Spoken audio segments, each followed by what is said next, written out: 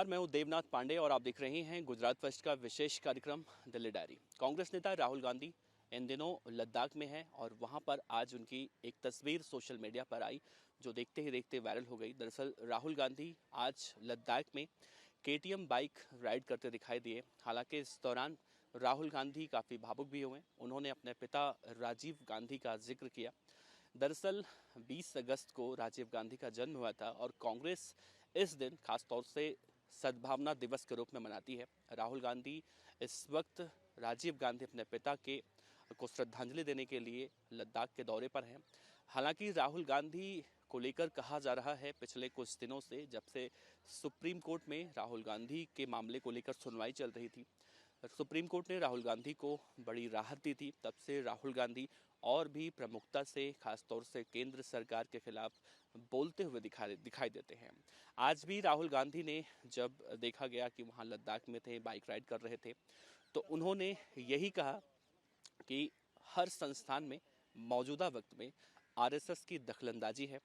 यहाँ तक कि सरकार भी जो इस वक्त देश में है वो भी आरएसएस के मन मुताबिक चलती है, ना कि बीजेपी सरकार को चला रही है।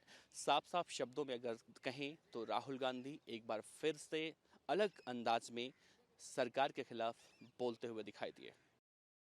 दिल्ली एनसीआर में आज एक बार फिर से मानसून ने दस्तक दी और सुबह सुबह भारी बारिश देखने को मिली। मौसम विभाग ने पूर्वानुमान जो लगाया था उसमें साफ तौर से यही कहा गया था कि 15 अगस्त से लेकर 20 अगस्त तक लगातार बारिश का मौसम देखने को मिल सकता है। लेकिन बात करें उत्तराखंड और हिमाचल प्रदेश की, तो इन दो राज्यों में बारिश की वजह से दिक्कतें और भी ज़्यादा बढ़ती जा रही हैं।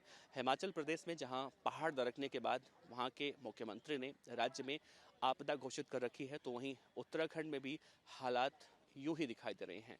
मौसम विभाग ने पूर्वानुमान में ये भी कहा है कि इन राज्यों में आने वाले समय में इस तरह से बारिश का मंजर देखने को मिल सकता है। लेकिन जिस तरह से अभी ताज़ा हालात है उससे ज़िंदगियां काफ़ी तितर-बितर हो चुकी हैं। लेकिन राज्य में एनडीआरएफ हो या फिर एसडीआरएफ हो, वो लोग लगातार राहत और बचाव में लगे हुए हैं। हिमाचल प्रदेश के मुख्यमंत्री सुखविंदर सिंह सुक्खू ने कहा है कि राज्य में अब तक 1100 से ज़्यादा लोगों को बचाया गया है, जबकि 10,000 से ज़्यादा जो ऐसे लोग थे जो कहीं पर फंसे हुए थे उन्हें एक जगह से दूसरे जगह पर स्थानांतरित किया गया है। वहीं आने वाले समय में बारिश का आसार जो है मौसम विभाग की तरफ से कहा गया है ऐसे ही देखने को मिल सकता है, जिससे इन राज्यों में परेशानियां और भी ज़्यादा हो सकती हैं। मध्य प्रदेश में विधानसभा चुनाव से पहले ज्योतिरादित्य सिंधिया को दो बड़ा झटका लगा। पहला झटका ये लगा है कि उनके चहेतों को बीजेपी ने टिकट नहीं दिया। हालांकि जब बीजेपी ने 39 जो उम्मीदवारों की लिस्ट जारी की थी तो उसमें ये दावा किया जा रहा था कि ज्योतिरादित्य सिंधिया के जो करीबी हैं, समर्थक हैं, उन्हें इस बार टिकट मिलेगा। लेकिन पहला झटका तो बीजेपी ने दिया और दूसरा झटका अब उन्हें उन्हीं के पुराने साथी समंदर पटेल ने दिया है। समंदर पटेल जो अभी तक ये दावा कर रहे थे कि वो ज्योतिरादित्य सिंधिया के साथ हैं, यानी कि बीजेपी के साथ हैं, लेकिन अब उन्होंने बगावत करते हुए कांग्रेस का दामन थाम लिया है, कांग्रेस की सदस्यता ले ली है। जिसके बाद अब एक बार फिर से देखा जा रहा है मध्य प्रदेश में बहुत ही कम वक्त बचा है चुनाव को लेकर। उससे पहले इस तरह का झटका बीजेपी और ज्योतिरादित्य सिंधिया दोनों के लिए मुश्किलें बढ़ाने वाली हैं। देखा जाए, इससे पहले जब मध्य प्रदेश में विधानसभा चुनाव हुआ था तो उस वक्त भी बीजेपी को मध्य प्रदेश और छत्तीसगढ़ इन दोनों राज्यों में करारी शिकस्त का सामना करना पड़ा था। हालांकि जब ज्योतिरादित्य सिंधिया ने कांग्रेस का दामन छोड़कर बीजेपी का दामन थामा था तो राज्य में तख्ता पलट हुआ था, लेकिन उसे जीत कहीं से नहीं कहा जा सकता। बीजेपी इस बार जब 39 उम्मीदवारों की लिस्ट जारी कर रही थी उस वक्त यही लग रहा था। एक दिन पहले जब बैठक भी हुई थी उस बैठक में पीएम मोदी, गृह मंत्री अमित शाह और बीजेपी के राष्ट्रीय अध्यक्ष जेपी नड्डा शामिल हुए थे और इसमें एक रणनीति बनाई गई थी। 39 उम्मीदवारों के ऐलान के बाद ये कहा जा रहा था कि आने वाले समय में ठीक ऐसी ही रणनीति बनाकर एक एक विधानसभा सीटों पर उसी उम्मीदवार को उतारा जाएगा और उन जगहों पर ज़्यादा फोकस किया जा रहा था जहां पर बीजेपी को पिछले विधानसभा चुनाव में करारी शिकस्त का सामना करना पड़ा था। लेकिन समंदर पटेल के इस बगावत के बाद अब ज्योतिरादित्य सिंधिया और बीजेपी के सामने बड़ी मुश्किल खड़ी हो गई है। पंजाबी सिंगर सिद्धू मूसेवाला की हत्या के करीब 1.5 साल होने को हैं और ऐसे में रोजाना एक के बाद एक कई खुलासे होते हैं। आज एक बार फिर से बड़ा खुलासा हुआ।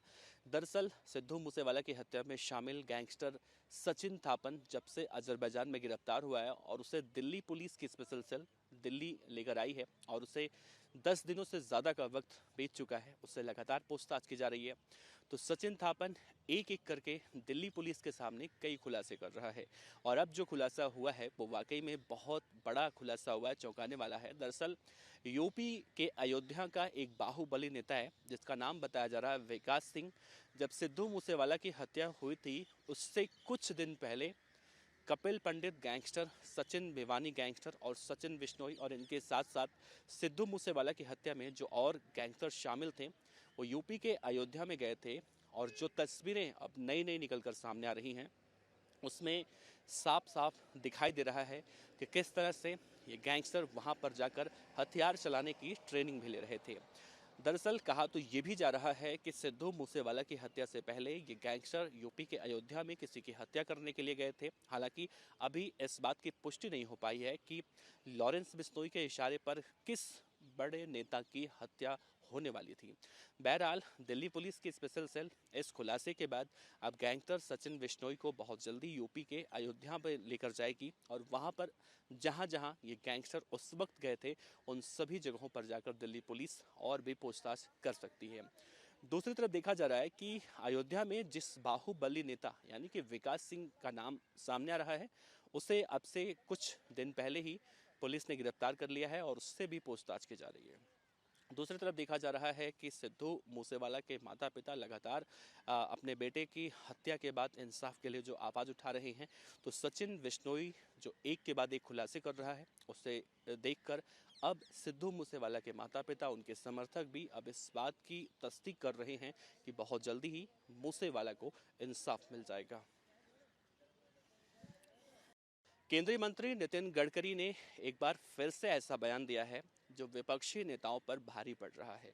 दरअसल एक टीवी चैनल से बातचीत करते हुए केंद्रीय मंत्री नितिन गडकरी ने ये कहा है कि मेरे द्वारा किए गए कार्य यानी कि जितनी भी सड़कें केंद्र सरकार खासतौर से परिवहन मंत्रालय की तरफ से देश में बनवाई गई हैं, उन एक्सप्रेस वे को लेकर नितिन गडकरी ने दावा ठोकते हुए कहा है कि अगर विपक्ष इस पूरे मामले में कहीं से भी भ्रष्टाचार की बातें अगर करता है, उसे साबित करता है, तो मैं कुछ भी हारने के लिए तैयार हूँ। एक जिम्मेदार मंत्री नितिन गडकरी को कहा जाता है और नितिन गडकरी अगर इस तरह से बयान दे रहे हैं यानी कि विपक्ष के ऊपर सीधा सीधा हमला है और कहीं ना कहीं विपक्ष के पास अब इन बातों का नितिन गडकरी के कोई जवाब नहीं है। दूसरी तरफ नितिन गडकरी से एक सवाल और पूछा गया, जो सवाल लगभग लगभग हर वो पार्टी पूछती है बीजेपी से, कि क्या अगर ये नेता किसी और पार्टी में है और वो दागी नेता कहा जाता है, कल को वो बीजेपी में शामिल हो जाता है तो क्या उसके सारे पाप सारे दाग धुल जाते हैं। हालांकि इसके बाद नितिन गडकरी ने काफ़ी हंसते हुए कहा कि हमारी पार्टी एक तरह से इको फ्रेंडली पार्टी है और यहाँ पर आने के बाद हर कोई कुछ, उन्होंने बात को टालते हुए मुस्कुराते हुए जवाब दिया। लेकिन अगर नितिन गडकरी के पहले दावों की अगर हम बात करें तो जिस तरह से वो ये दावा पेश कर रहे हैं कि उनके द्वारा उनके कार्यकाल में जितनी भी परियोजनाएं पास हुई हैं, सफल हुई हैं, उनमें अगर विपक्ष किसी भी तरह का कोई घोटाला उजागर करता है तो वो अपना सब कुछ हार जाएंगे। हालांकि इसके बाद देखना अहम ये होगा कि जिस तरह से विपक्ष लगातार केंद्र सरकार के हर मंत्रालय पर, हर डिपार्टमेंट पर लगातार सवाल उठाता है, नितिन गडकरी के इस जवाब के बाद अब विपक्ष के पास क्या सवाल रह जाएगा। तो दिल्ली डायरी में इतना ही। देश और दुनिया की तमाम अहम खबरों के लिए आप देखते रहिए गुजरात फर्स्ट।